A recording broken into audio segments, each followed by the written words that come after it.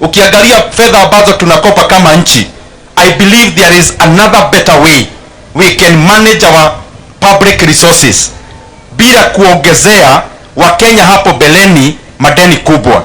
Na tukisema hayo, tunasema pia tukioffer solutions.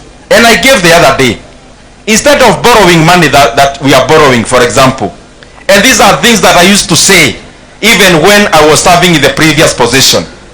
If you check on in all the Hansards in parliament, I always used to raise these issues. Government assets exist to make money for the government. They do not exist as jewels. Zile assets ambazo serikali iko nazo, zingine hata hakuna fedha iliwekwa hapo. Government stake, for example, in Safaricom is more than or going to 300 billion Kenya shillings. It was more before. If we value an asset like Safaricom very well, the government can easily get the monies that we are borrowing externally by selling just a proportion of Safaricom as an institution. And the government can still continue influencing the decision in Safaricom through the regulators. Na kwa hivyo tuangalie other ways that we can raise resources za nchi, kwa sababu tukiendelea na mwenendo wa kukopa sana, wale watabeba mzigo ni wale wanakuja hapo beleni, na pia wale wako watakuwa na threat ya kwamba tukiweka mzigo ambayo italeta shida ya kwamba hata Kenya haiwezi lipa hiyo kodi, the effects are catastrophic. Na kwa hivyo ni vizuri we manage and prudently aim in managing public resources in a manner that we are not borrowing beyond our limits. As we talk now, in terms of debt in Kenya, we are in what we call a crisis. Tuko katika crisis kwa sababu ile fedha mingi inachukuliwa kama kodi inaenda kulipa interest rates ya madeni. So we are saying this as Kenyans kwa sababu nchi ikiharibika, haiharibikia tu wale viongozi who are coming out defensively, inaharibikia kila Mkenya including myself. Speak kwa Kizungu. I thought it is important that we have this conversation today. As you know, there is a plan by government to sell the GOK stake in Safaricom PLC, and as Kenyans can recall, Safaricom share was trading at 45 shillings in the year 2021, even before Safaricom had invested heavily in Ethiopia, an investment that is coming up very well. And I want to laud actually Safaricom. It has a very good management and board, and no wonder it is one of the best companies in Africa and the best in our region. So they are doing a good job, and therefore the issue here to me is not about Safaricom, but it's more about the government, because they are the owners of the stake they are selling. The government has totally let Kenyans down by wanting to sell Safaricom for a song, because a company that was valued at 1.8 trillion in 2021, that a share was valued at 45 shillings then by the market, where the government, instead of selling at a premium from the last highest price in the last 5 years, we are now selling at a discount of 34 shillings. And then they purport that they are selling at a premium based on the current market price. There is no company in the NSC that is valued appropriately, and therefore you cannot use the valuation in the market to gauge how much value Safaricom is. Secondly, in other words, if you actually look at it from that angle of 2021, valuing Safaricom at less than 2.5 trillion is at a valuing Safaricom, and it should not be the case. The best thing the government ought to have done is actually to divest Safaricom into 3 entities. To have Safaricom the telco, Safaricom Financial Services, and also to have Safaricom Towers, so that the sum of the total becomes more than the whole. And that is why what most of the people who want to get value out of their businesses do. But the government through the National Treasury definitely sided with the buyers instead of doing what is right for the Kenyan people. The other thing I want to talk about is the fact that this deal is funny in all ways.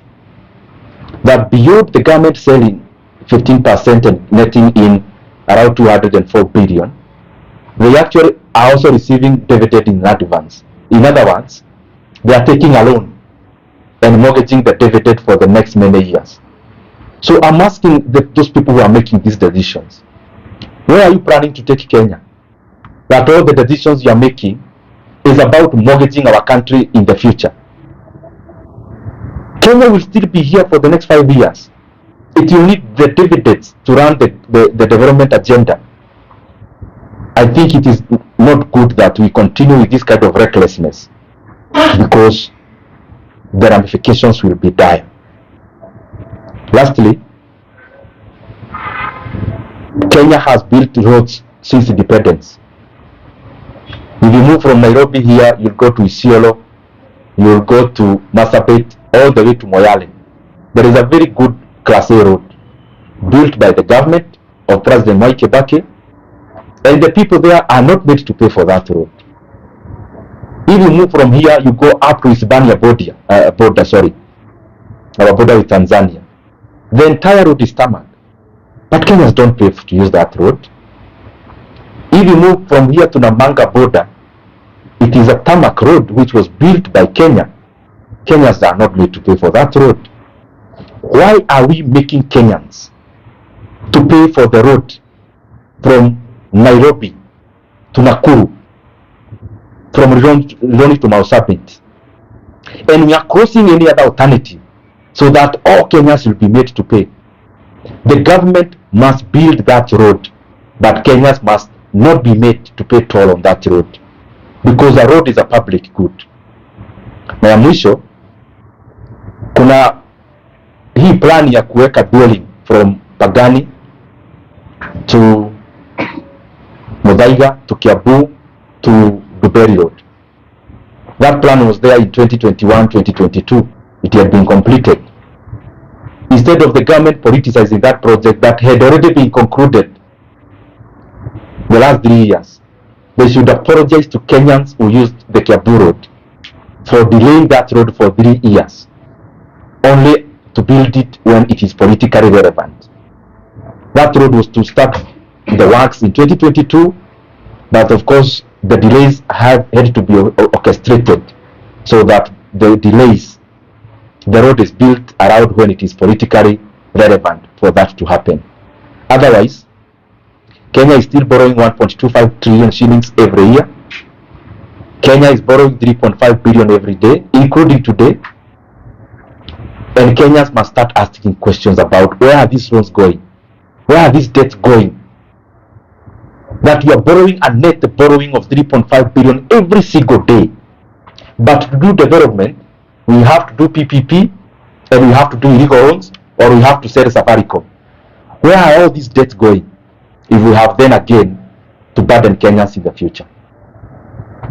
Na mwisho, even as the government gives us grandiose plans, they must also meet the welfare of the basics.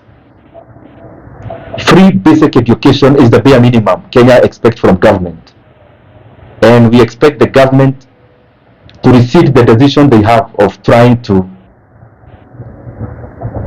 cut off capitation from January and to add school fees for the scholars from January.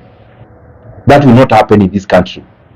They must know what to do, but the issue of adding school fees cannot be a discussion in Kenya. And the issue of confirmation of JSS teachers into permanent and pensionable must also be done immediately, because they were in internship for 1 year. 1 year is ending. The government should not think about renewing internship. The plan should be about confirming them into PNP. And if there is no money in the budget, the government knows clearly they can invoke Article 223, where they can spend the money they bring for ratification to Parliament later. As a name. Yeah. sharing public the problem.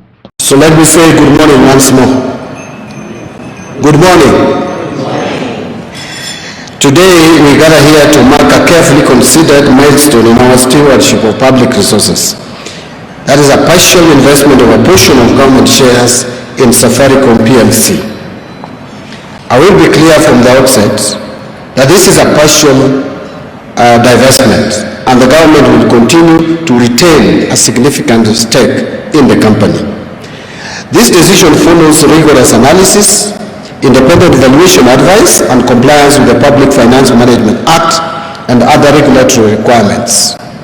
It reflects a broader national objective, which is mobilizing non-tax revenue responsibly to support sustainable public finances while preserving the national interests. Safaricom, as you all know, ladies and gentlemen, is one of Kenya's great success stories. Over the past 2 decades, it has expanded access to communications, payments, and digital services that have transformed livelihoods. In fact, if there is one thing that Kenya is known for, is M-Pesa, revolutionary, and has set up in a trajectory of one of those countries that are considered to be very serious in terms of digital transformation. So our intent in taking this step is to strengthen Safaricom's ability to invest in the next wave of digital infrastructure and services, from 5G and fiber to fintech and regional expansion. That ability to invest will benefit Kenyan consumers, businesses, and the economy in general. So today's transaction is governed by well-established safeguards, regulatory institutions including Parliament, or National Assembly to be specific, the Capital Markets Authority, the Communications Authority of Kenya, the Central Bank of Kenya, and the Competition Authority, among other regulators which will have oversight roles. Let me also highlight the governance reality, that this is a shareholder level adjustment, not an operational takeover. Safaricom's management and board continue to have responsibility for day-to-day operations. The government role as a strategic shareholder continues, and I will elaborate shortly. So in the coming days, we will fulfill all statutory disclosure obligations and requirements and provide further details through the Capital Markets Authority and Nairobi Securities Exchange filings as is required by law. We will also continue to engage, or our engagement with Parliament and the public through the forums that our democracy provides. Once complete, the funds from this transaction will be seed capital, and I want to emphasize that. Once complete, the funds from this transaction will be the seed capital for the National Infrastructure Fund and the Sovereign Wealth Fund, which we have previously talked about. I urge Parliament, and more particularly National Assembly, to expedite the approval of the instruments required to establish the two funds, ensuring they are operational by the time the transfer occurs, so Kenyans can begin enjoying the benefits immediately. This partial 15% divestiture will generate approximately 240.5 billion shillings in aggregate proceeds. Of course, we can't be exact because this will be the revenue will be in foreign currency. So if you convert it to Kenya shillings, it will be averaging about 240.5 billion shillings. It is important to note, and I emphasize that this transaction has gained us a 23.6% premium on the 6-month volume weighted average price. So we are selling at a premium of 23.6%. I will also emphasize at this stage that this is the first step in the government's vision to allocate resources into critical infrastructure investment priorities, specifically energy, roads, water, airports, etc., without subjecting Kenya to more debts and without raising or hiking taxes. Investment in priority national infrastructure is aimed at ensuring that it becomes a powerful tool to fuel our economy, accomplish strategic goals, and scale public investment by bridging institutional capital with public projects. So what we are trying to do is to get private sector participation and institutional investors into participating in public investment projects. So this will provide a bridge or linkage between the two. Private investment is sitting out there, institutional resources are sitting out there, and we have public infrastructure projects here which needs funding. How do you get, or how do you crowd in private sector funding into these projects? This initiative, the setting up of the National Infrastructure Fund and the setting up of Sovereign Wealth Fund will provide that bridge. Finally, I also wish to thank Vodacom for its long-term partnership.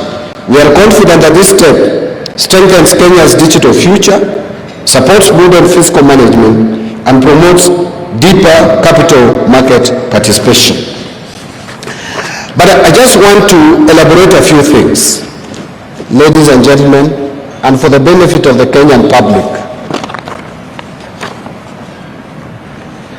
We have secured a number of undertakings with the Vodacom, which we have put into an agreement insofar as possible in its capacity as a shareholder of the company. Number one, no employee redundancies are declared by the company other than in the ordinary course of business.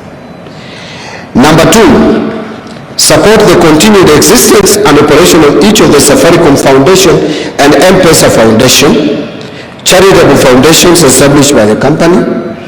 And number three, prior to supporting any expansion outside Kenya, excluding any existing operations outside of Kenya, consult with the government of Kenya in respect of such expansions prior to such expansion, provided that the government of Kenya's consent shall not be required for Vodacom support of any expansion.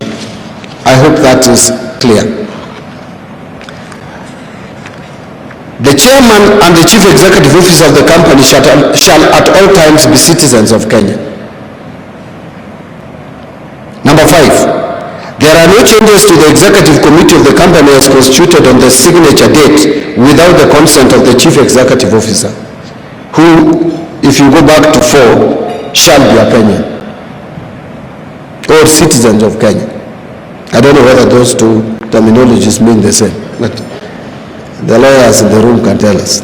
Number 6, there are no changes to the corporate brand of the company, including, without limitation, any change to the Safaricom brand name, trademarks, logos, or associated get-up. So we will not wake up and tomorrow start seeing, with all due respect to orange or any other color, that we will not see Safaricom now orange or white or whichever. Let me expand the colors.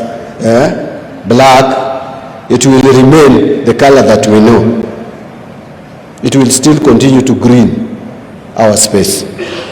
Number 7, there are no significant changes to local suppliers within the next 3 years following the signature date, other than in the ordinary course of business. Number 8, independent directors will at all times have majority as Kenyan citizens.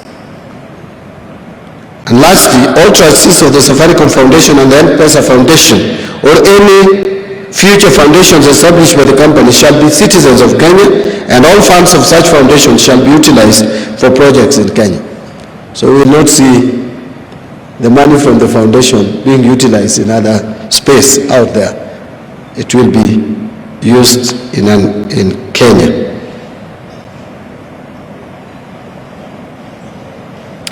So no action or decision contemplated in paragraphs A to F shall be undertaken, implemented, recommended, approved, or proposed, whether by the board, any committee of the board, any shareholder of the company or management without the prior written consent of the government of Kenya. So in my view, and in the view of our advisors, we have secured Kenyans' interest, because this has and remains